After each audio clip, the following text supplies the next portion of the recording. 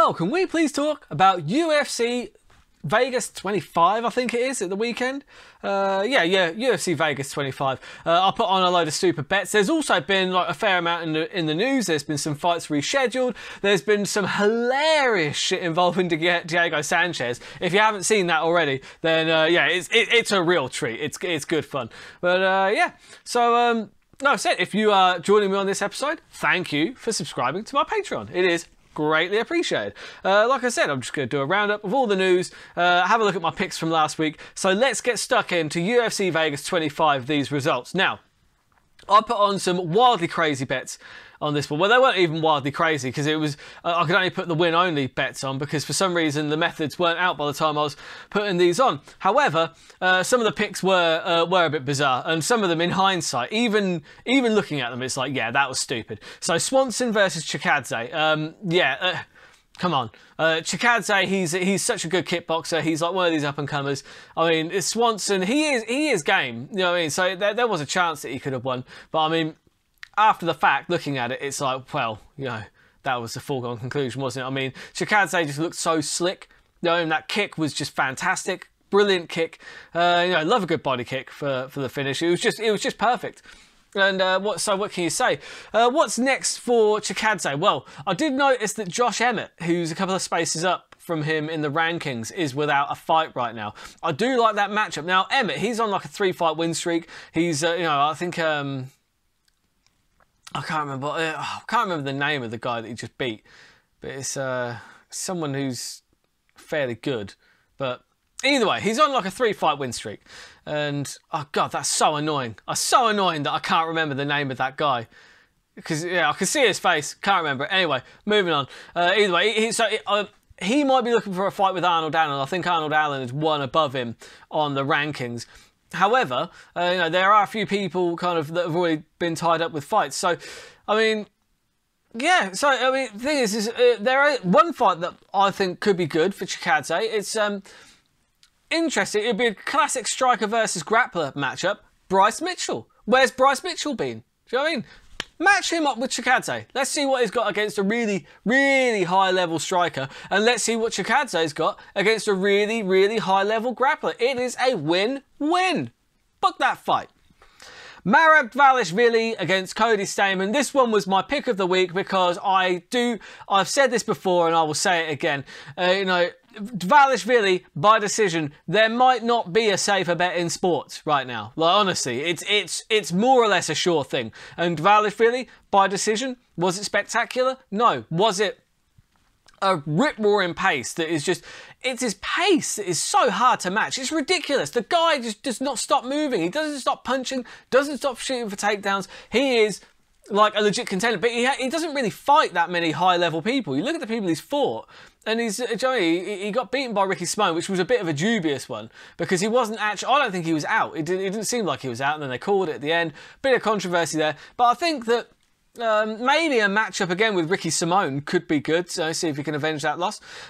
But one guy that I see in the rankings, although I do see that he's just been matched up, I mean, Sean O'Malley. Sean O'Malley needs to be put against a high-level grappler, surely, just to test what he's like. Sean O'Malley's a really high-level striker. Let's see what Merab's got against that. And that would be an interesting fight for me. However, I think that...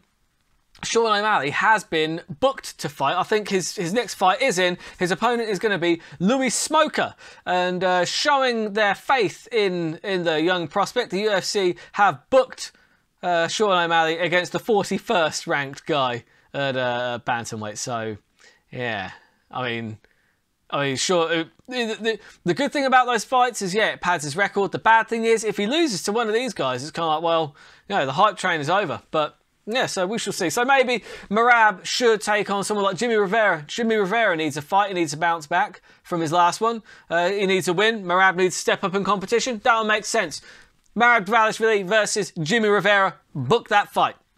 Ion Cutelaba, the Hulk versus Dustin Jacoby. Well, the thing is like, it might be worth putting some money on these majority draws when there is the new rules of MMA, because they're dishing out 10-8s far more frequently. Now, Ion Cutelaba, he is a fast starter, but he fades quickly. So he's going to do it quite a lot, I think, and he's going to come out hard and get win the first round like a 10-8, like he did, and then he's just going to drop the next 2 rounds, which makes it a draw. So I think we could be seeing some more frequent draws. So it might be worth looking at these matchups in the future and thinking, well, maybe you do bet on the draw in that situation because like you get decent odds on the draw.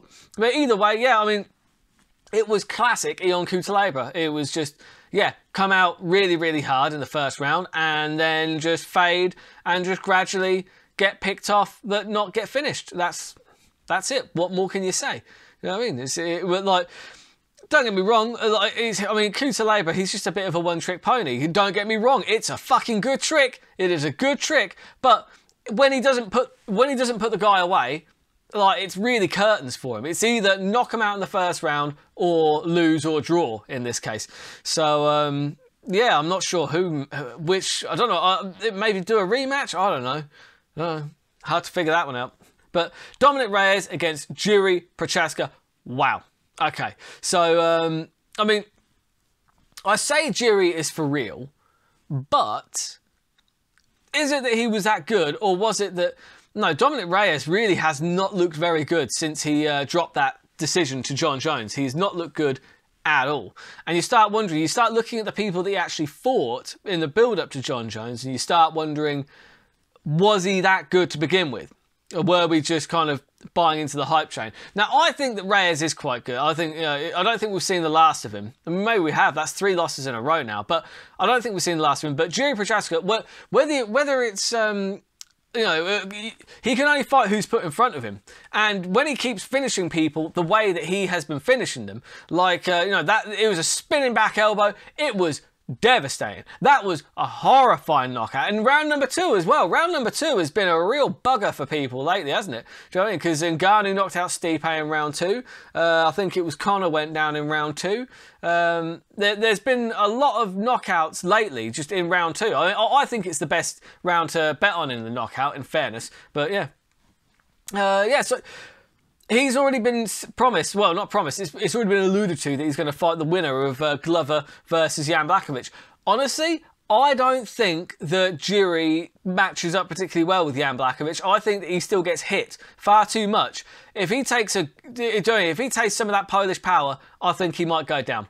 But yeah, I mean, either way, what a great character Jiri Prochaska is. Like, he comes out, he's like a character on Street Fighter. That dude, that is more of that, please. More of that in MMA. We need those kind of characters. I hope that he does go, like, smashing through everybody, because that's a compelling story, and that's somebody who will sell pay-per-views, like, in the end. And yeah, I look forward to seeing it. MMA news. So, as I alluded to earlier, the Sanchize is dead. Diego Sanchez has been cut from the organisation, mostly because his new life coach or something is a complete fucking clown. He just is. Did you see like Matt Serra? Like, Google Matt Serra and Josh Fabian, right? Hilarious, because he kind of tries to tell Matt Serra off, and Matt Serra just sits there and just goes, "Look, buddy, get the fuck out of my face!" Like seriously, I've entertained this fucking ridiculousness for long enough. I respect Diego Sanchez. I don't respect you. Now fuck off, right? And it was a similar thing. He went into the fighter meeting. Like, I felt so bad for Diego Sanchez, right? Because he was about to get up and leave, and then Fabian comes in, gets someone to hold the camera for him, and he starts trying to tell off all the commentators, saying, "Oh, you need to be more respectful of this guy. You need to stop saying like all these negative things." It's like, what negative things? The commentary, like for Sanchez, I think has been kind of generous, like lately. I mean, he's not been good, guys. They can't paint a picture that's not there. At the end of the day, if Sanchez is looking shit, they've got to kind of say that. You know what I mean? And maybe they could be kind, but he's going on about all the YouTube comments. It's like, what control do those like commentators have over the YouTube comments? None at all. And I thought the fucking that Felder was going to get up and knock him out. I thought it was hilarious. Megan O'Leary had to get involved and start kind of telling him like how it is. Look, at the end of the day, we respect Diego Sanchez, but we're here to do a job. We're going to call it like we see it, and we're not here to be lectured by you. Do you know what I mean? And he was trying to lecture. He was like, no, I'm not trying. Hey, look, I just care about this guy. I just care about this guy. Maybe you don't. Maybe you don't. It's like, oh, don't give it all that fucking shit. Because I don't 100% agree with you, that means that you're a Nazi. You like stuff. It's that kind of fucking attitude, isn't it? Fuck off, Fabian. I'll tell you what, Sanchize needs to get that dude out of his life, because fucking hell, I mean, like, everyone's like telling him, like, Rashad Evans is saying that dude's a leech, that he's just leeching off the fame and off the career of Diego Sanchize. And because apparently what happened is that for some reason Fabian asked the UFC for all medical documents relating to Diego Sanchize. So they said okay, and they supplied those documents, and then they just asked the question, Can Diego Sanchize confirm that he is medically cleared to fight? And basically he turned around and said, well, my client is not a doctor, so he can't possibly make that attestation. It's like, well, okay. And the UFC were like, okay then, right, okay, yeah, we're done with this. Have your win money, have your show money. Like, they literally paid him, like, his win and his show as a sign of respect, and said, look, all due respect, but you know, if you're saying that you're not going to confirm that you're actually fit to fight, then yeah, we're going to have to end this relationship right now. And so they did. And Sanchize is now talking about how he thinks the UFC might whack him, that they're evil, that he might end up like having a truck accident. You know, alluding to like Matt Hughes, I guess. Do you know what I mean?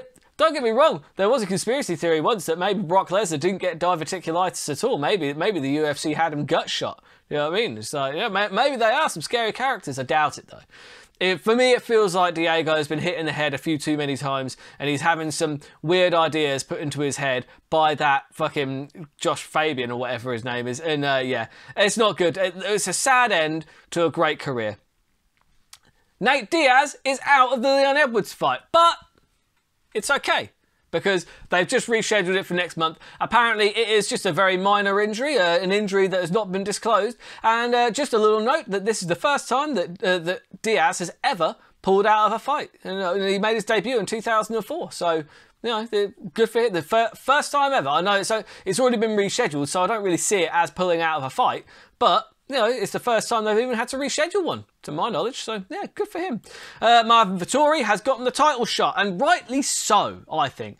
Because, you know, Bobby Knuckles was given an ultimatum. The time frame didn't work for him, and I completely get that. I think Robert Whittaker has done the right thing, because he got asked to turn around a training camp and do everything with, like, by June. It's really early June as well. And it's like that. And with all the quarantining and everything to get back into Australia, he would have had like maybe 3 weeks to train. He was obviously a bit banged up from that fight that he had with Gastelum. And yeah, there's no way that he was going to be like healthy enough to fight the champion on that kind of notice. And yeah, Vettori deserves that title shot. Their first matchup was very close. He didn't win that fight, but he did win the third round. So I put to you this: in a 5-round fight, if he gets going in the third round and does as well as he did in that round for the next 2 rounds, he's won the belt. That's a fact. Like I said, I don't believe he won the first fight. I think that's nonsense. But he did win that third round very comfortably. And yeah, if he can do that and just continue that, he'll win 3-2 and will be a new champion. It is not outside the realms of possibility for Marvin Vettori to win that fight against Israel Adesanya. It is very much on the cards. And yeah, one thing I don't like about this is that Adesanya's coach is talking a lot of shit on Robert Whittaker, basically saying, well, you go back into the pool now, you have no right to a title shot. Oh, fuck off. He has every right to a title shot. Robert Whittaker has every right to a claim for that title shot, but he doesn't have to fight when you... Joey, at the end of the day, giving him that kind of shorter turnaround and saying, well, if you don't take the fight, you'll never get another title shot. Like, that's fucking ridiculous. That makes your champion look weak, because it makes it look like you're just trying to get the weakest, worst possible version of Robert Whittaker because you don't want to lose, which is a fair enough tactic, but it does make you look like you think you might not beat him, which is not a great look for the champion. And again, that's not the champion, that's just his coach. Daniel Cormier got into the face of Jake Paul, what was it, last week? But yeah, I saw the videos of it this week. I just thought it was so funny because Jake Paul, he looked fucking terrified. And you know what? Rightly so. I don't hold anything against Jake Paul. I think he's doing a fucking great job. He's getting people to hate him. And hate will sell more tickets than love. Tell you. It will. Like, people will pay to watch somebody lose way more than they'll pay to watch somebody win. Jake Paul is doing all the right things. He's pretty fucking awesome, to be fair. And, yeah, and look, at the end of the day, DC's a former heavyweight champion. You don't want to hear that smoke. Like, I'm not surprised you look terrified. I'd be fucking shitting myself, do you know what I mean? You've got this angry fucking former UFC heavyweight champion, like, wagging their finger in your face. It's like, yeah, rightly so. I'd be fucking devastated. I mean, DC and Jake Paul, that's never going to happen in a boxing match. DC would fucking smash him because he's too big and he can actually box. He does. He's been known to do quite a lot of striking in his fights. And, you know, that would be a fucking massacre. It'd be a mismatch. Conor McGregor has finally donated to a Louisiana charity, but it is not Dustin Poirier's charity. He literally took his 500 grand and gave it to another one. Fuck you, Poirier.